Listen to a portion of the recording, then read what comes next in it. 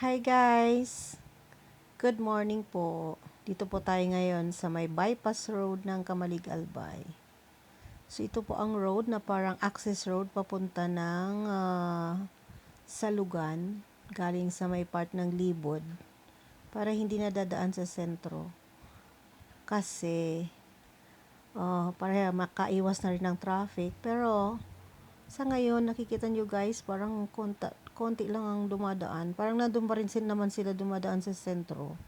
Napakaganda dito kasi nakikita yung Mayon, nakikita nyo po yan, yan ang Mayon.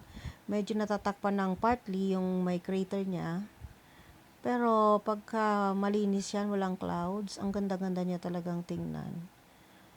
So, itong lugar na to medyo may kahabaan ng mga 3.5 kilometers more or less. So, wala pa siyang masyadong mga bahay. Pero nung ginagawa yung tulay dun sa sentro, naging naging parang business hub ng mga small food businesses. Nagkaroon ng isang place dyan na may mga tindahan sa hapon, may mga namamasyal. So, parang dumami yung tao dyan for a while. Before COVID po yun, before COVID. At tumagal din siya after until mga siguro mga 2021. Pero ngayon, parang unti-unti na silang nagsialisan, unti-unti na rin na nawala yung mga taong namamasyal araw-araw.